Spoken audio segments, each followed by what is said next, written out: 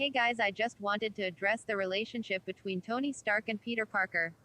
And also talk about the lack of Uncle Ben and how it's okay to enjoy Tony and Peter's relationship.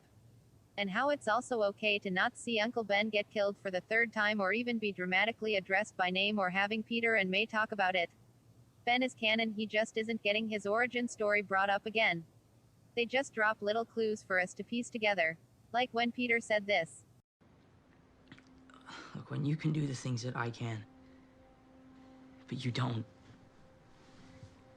and then the bad things happen, they happen because of you.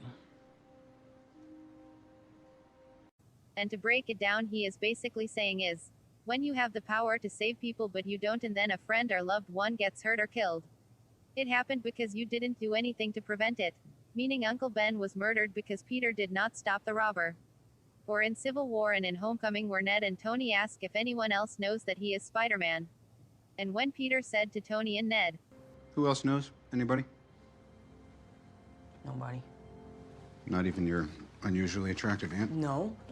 No. If she knew, she would freak out. And when she freaks out, I freak out. May cannot know. I cannot do that to her right now. You know? I mean, everything that's happened with her, please. Okay. Meaning her going through the grieving process of losing her husband and being scared that those same people would do the same to Peter. Did you know the clothes Peter wore for Homecoming is actually Ben's clothes? One of the writers spoke about a scene that almost directly mentioned Uncle Ben but did not make the cut. He said, "We did talk about there being a scene where May references him directly. It was when Peter was getting ready for Homecoming and the wardrobe she was giving Peter was all Uncle Ben's clothes. It was a nice moment, but we also knew that it veered away from his arc. If you're going to talk about someone's death, you don't want it to be a throwaway. And Peter has looked up to Tony since he was a kid. Tony literally saved his life at the Stark Expo from Justin Hammer's drones when he was just a kid. And also saved him from drowning in the lake during the fight between him and the Vulture. And also helped him save the innocent bystanders on the ferry when the ferry was cut clean in half. He recruited him to the Avengers, and all Peter wanted to do was to impress Tony and show he can be just like him. And that he can also be a worthy Avenger. But Tony wanted to keep him safe at all cost. And even told him this. What if somebody had died tonight? Different story, right? Because that's on you. And if you died, I feel like that's on me. And Tony believed he can be an amazing hero, and you can see their relationship grow throughout Homecoming, Infinity War, and Endgame. When Peter dies, Tony feels a deep sorrow, a deep pain, almost as if he did lose a son. Because he cared for Peter, he even kept a photo of them both for 5 years, showing he still cares about him and has a special place for Pete in his heart. And even hugs him when he sees Peter return. He knows Peter is a good kid and felt responsible for him because Peter was under his wing. It's not so much that he's trying to take Ben or Richard's place. But he sees a young man who needs a male adult figure to help him out and to give guidance to. And their relationship just grew as time went on. Let's face it, May can only do so much for Peter as a parental figure.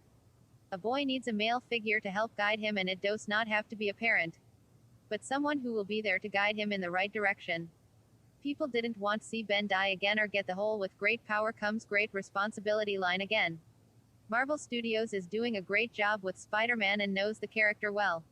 And I know a lot of people also got bothered with Tony making Peter's suit.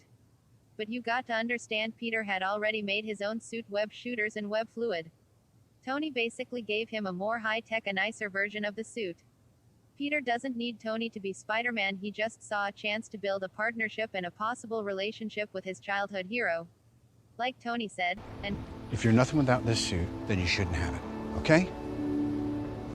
And Tony's death will take a toll on Peter because he grew a bond and relationship with Tony. His childhood hero died right in front of his eyes. A man who knew was looking out for him. Someone who knew had his back. Someone who cared for him so much that he stepped up to help the rest of the Avengers take down the Mad Titan himself, even if that means having to make the ultimate sacrifice. Even Happy stated in the Far From Home trailer, "I don't think Tony would have did what he did if he knew you weren't going to be here after he was gone." Basically saying it's because of you he tried again. Even when all hope was lost and having to live with the fact that Thanos won and the Avengers lost. Steve lost Bucky, Okoye lost Black Panther. Rocket lost Peter, Groot, Mantis, Drax, and also Gamora. Vision getting killed right in front of Wanda and her becoming a victim of the decimation with all 50% of the universe. And Thor feeling guilty for not killing Thanos before the snap. See, it's perfectly okay to enjoy Peter and Tony's relationship. And it's okay to not get bashed in head about Uncle Ben and his death. And how it's okay to enjoy Marvel Studios' interpretation of Spider-Man without criticizing and nitpicking every little thing about his movies.